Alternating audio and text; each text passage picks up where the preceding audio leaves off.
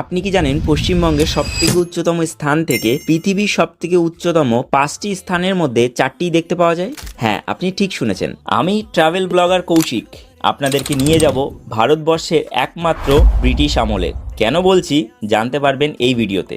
এই স্থানটির নাম সান্দাকফু, যেটি পশ্চিমবঙ্গের দার্জিলিং ডিস্ট্রিক্টে নেপাল সীমান্তে অবস্থিত।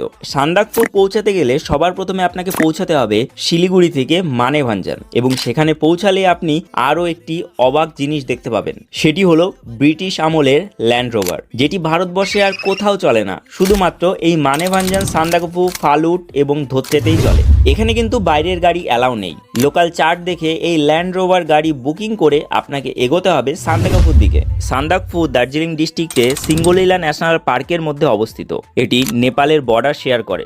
মানেভাঞ্জান থেকে বেরিয়ে চিত্রে, মেঘমা, টংলু, টুমলিং, কালীপোখরি পার করে আপনাকে পৌঁছাতে হবে সান্দাকফুতে। এখানে পৌঁছে যেটি আপনি উইটনেস করতে পারবেন সেটি হলো পৃথিবীর উচ্চতম 5টি শৃঙ্গের মধ্যে 4টি, এভারেস্ট, কাঞ্চনজঙ্ঘা, মাকালু এবং লোৎসে, যা হবে এক অনন্য এক্সপেরিয়েন্স। সান্দাকফুতে হয় কিন্তু পশ্চিমবঙ্গের একমাত্র ট্রেকিং অ্যাডভেঞ্চার, যার জন্য ভারতবর্ষের বিভিন্ন প্রান্ত থেকে মানুষ কিন্তু এখানে ট্রেক করতে আসেন। তাই পশ্চিমবঙ্গবাসী হিসাবে কবে সান্দাকফু ঘুরতে যেতে চান অবশ্যই কমেন্টে জানাতে ভুলবেন না। তো এরকম ধরনের ভিডিওতে আপনার ফিড ভরাতে চাইলে অবশ্যই আমাকে ফলো করে রাখুন।